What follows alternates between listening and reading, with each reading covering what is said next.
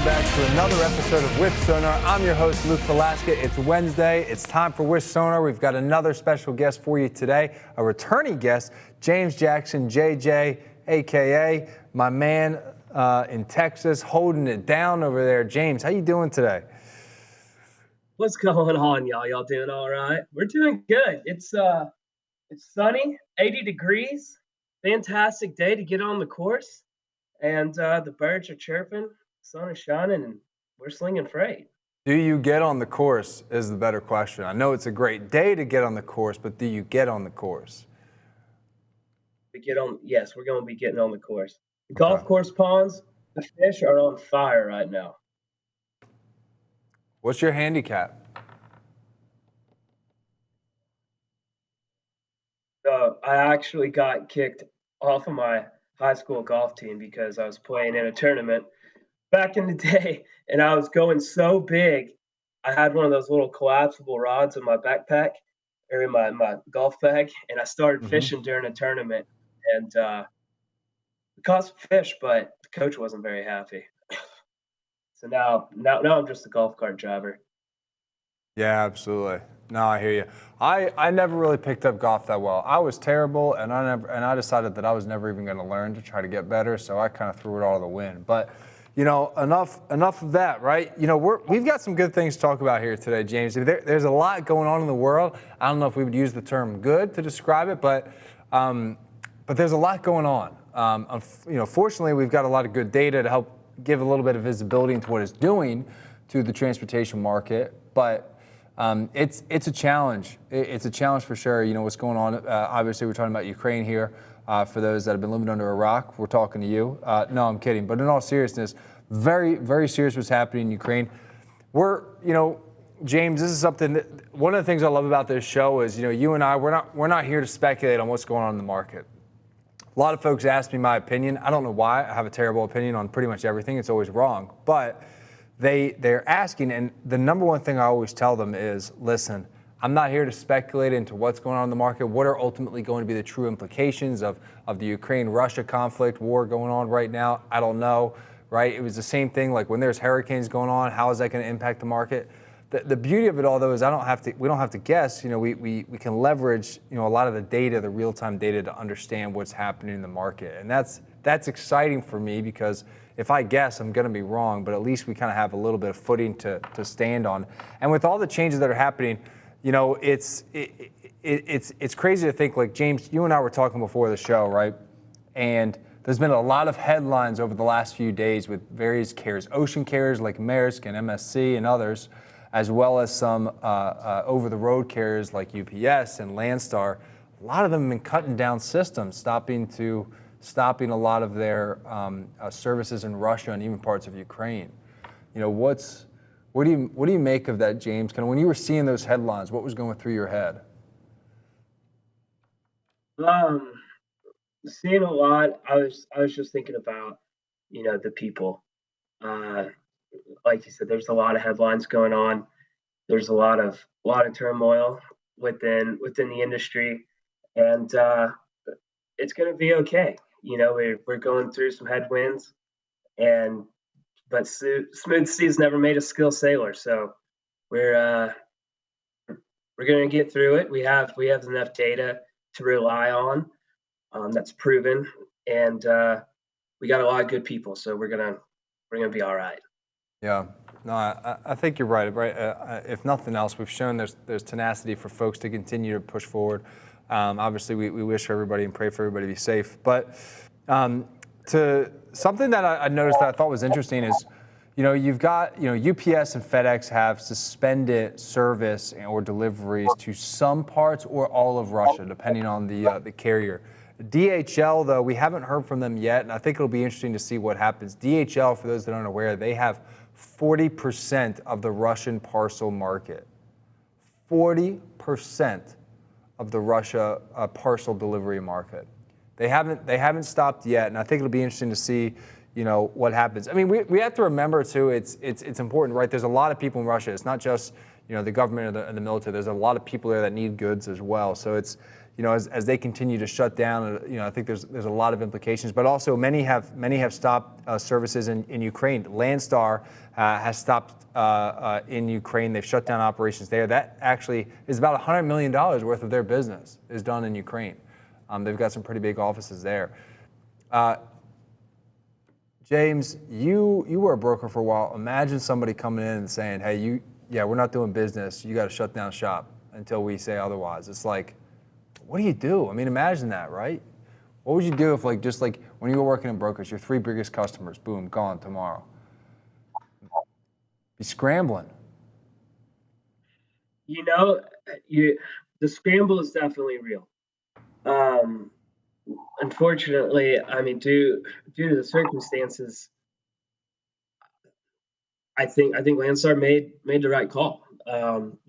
Humanity will overcome in the dollar any single time. Now, I think that's what relying, but coming back on the data and stuff. What we saw through kind of the COVID panic buy, when the oil market shuts down, that was a lot of for those capacity in the carriers based out of these heavy markets such as Houston.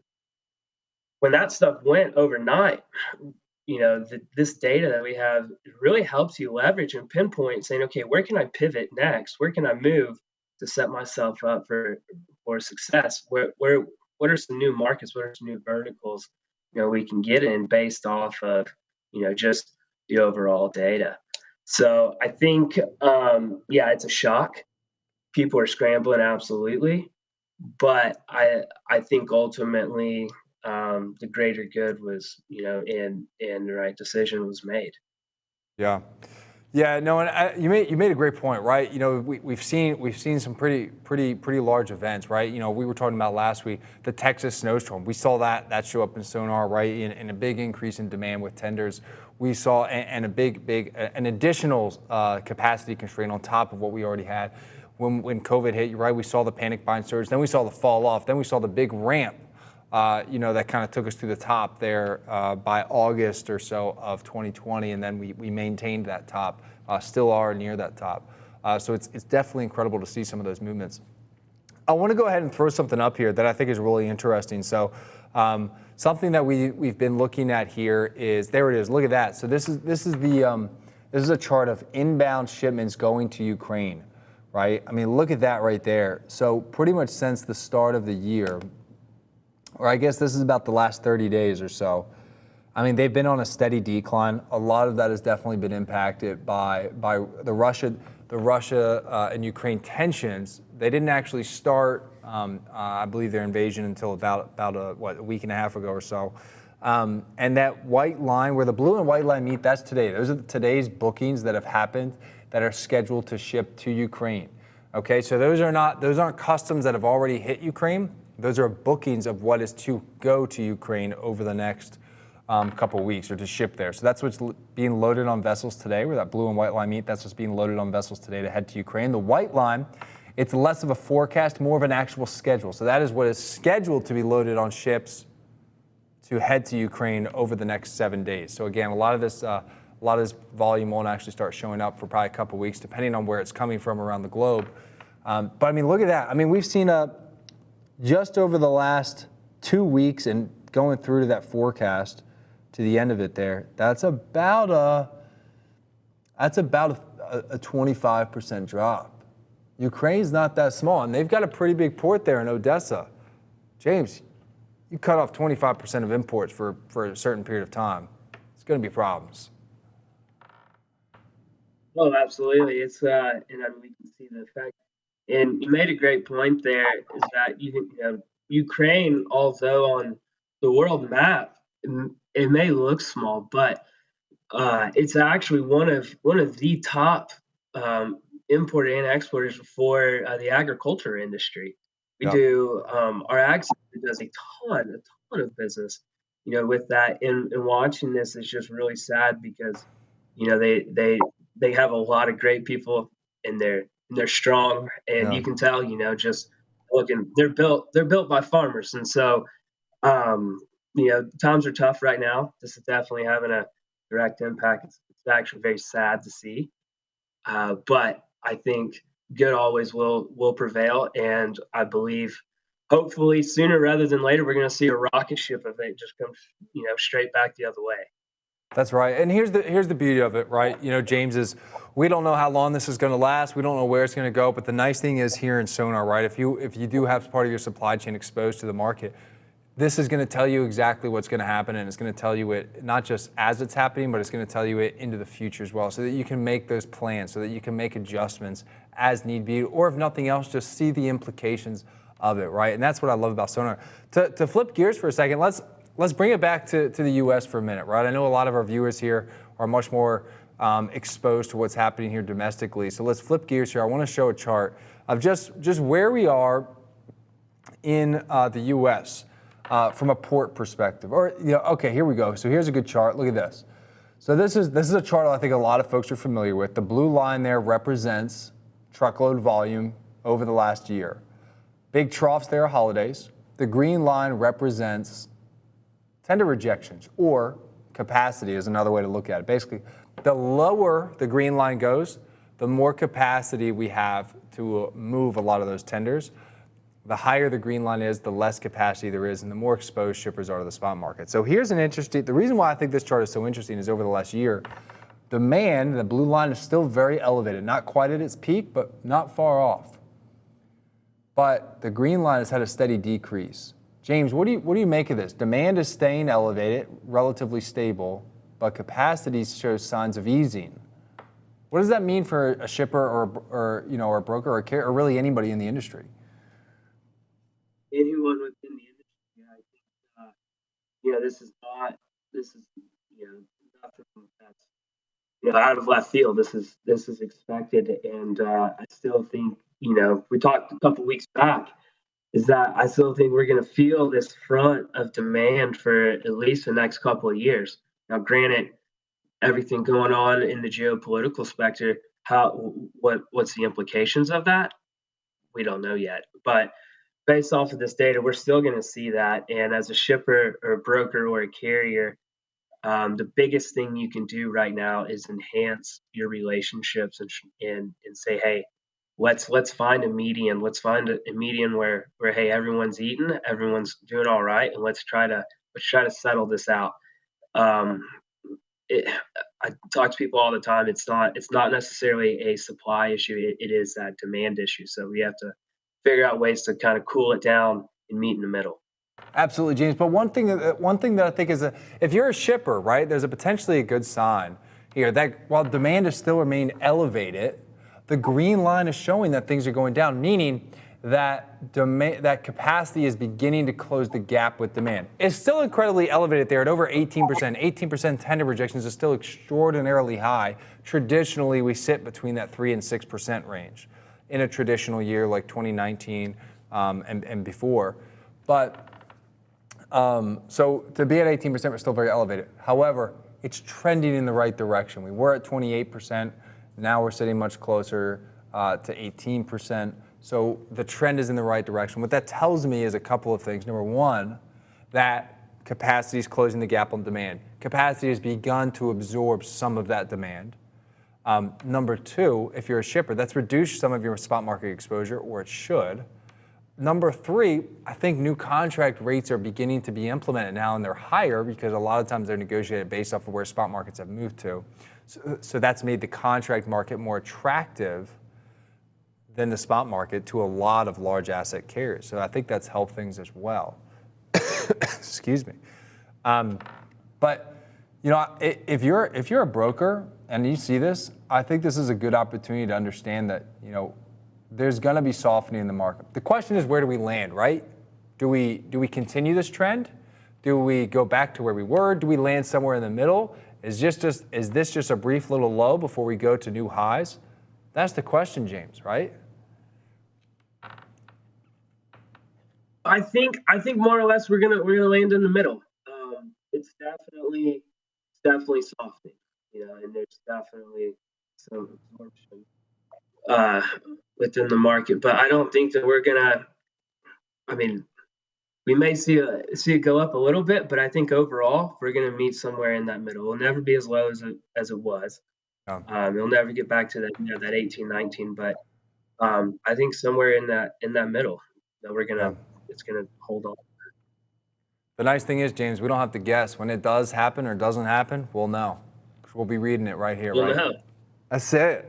I love it. I love it. Hey, James, are you a basketball guy? Right? March Madness is basically here, right? Are you into? I know you're from Texas. You know, Texas forever, right? You know, hashtag football. But you know, does basketball ever make its way into your arsenal of sports? Absolutely. We just got to throw it back to the college days, to the underdog, the true Davy and Goliath story. 4-time overtime champions against VCU. Axe and Jacks, the Lumberjacks are coming. Cinderella story of Cinderella story. Where movies are made. The Harvard of East Texas. Going all the way. Yes, yes. It's absolutely where Cinderella stories are made. I love it. That's a great comparison.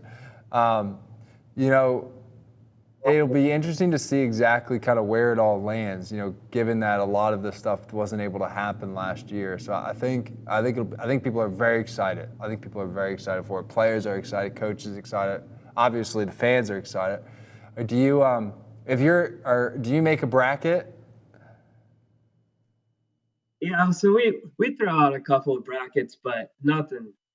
I mean, here in Texas, I mean, it's March Madness is crazy, but it's still nothing like the college football or Yeah. high school football.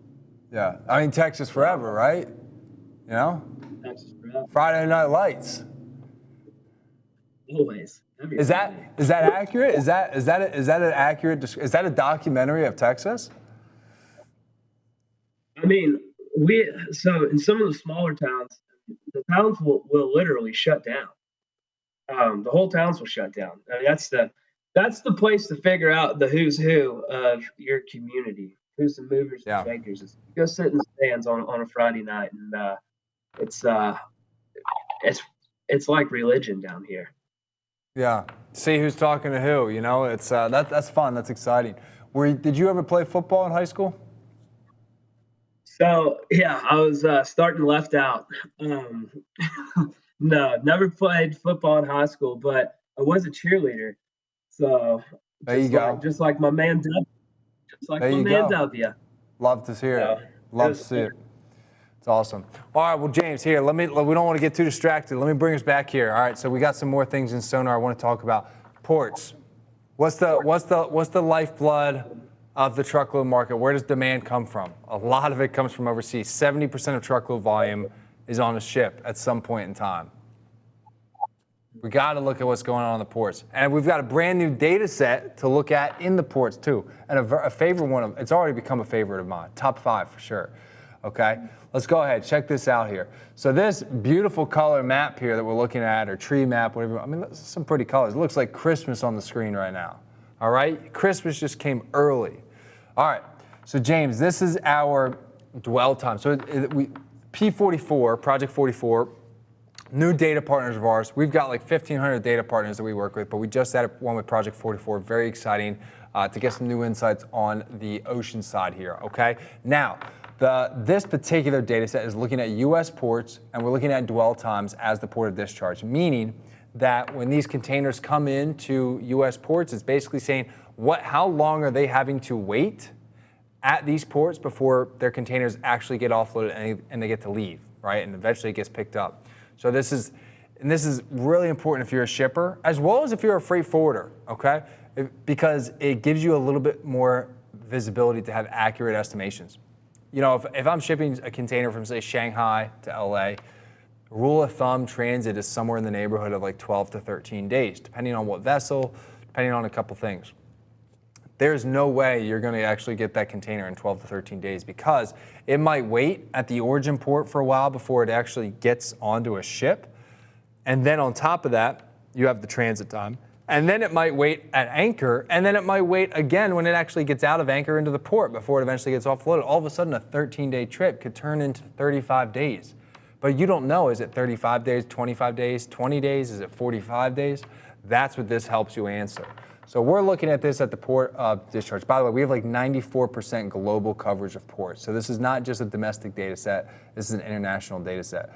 But James, if you're looking at this tree map here, what's the first thing that comes to mind? Is there anything that jumps out to you? Yes. The one that jumps out at me, obviously, you have Seattle, as well as Tacoma. So if I'm a a logistics manager or a carrier, this is almost going to be my new Bible. And this is what you check every single morning. And knowing when you make those plans from a weekly, daily, if you're on daily freight in and out of these ports, knowing when and where you're going to be able to pivot or put your trucks in a better market, 15, 20, 20 days, you have a better plan. And the best plan you have, this is your guide, this is your map right here. That's going to not only, now you have tangible data where you can now plan 15, 20, almost a whole month and ahead on a capacity scale. And like you said, in the last graph, that we're really starting to see a lot of these contractual type scenarios come to life. And this now is when you're planning to make these contracts, whether if it's on a quarterly, an annually, or a biannual, this is what you need to know.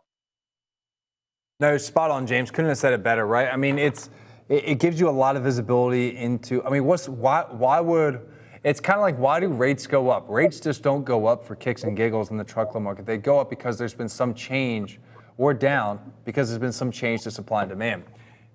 Rates are nothing more than an advertisement to tell you where we need trucks or where we don't need trucks. When rates are really low out of a certain market, it's basically an ad saying, hey, we don't need your trucks. We just don't. We have plenty. That's why the rate's low. Or if rates are really high, that's an ad to basically say, hey, bring us your trucks. Does this attract you to our market? Right? We're trying to bring capacity here.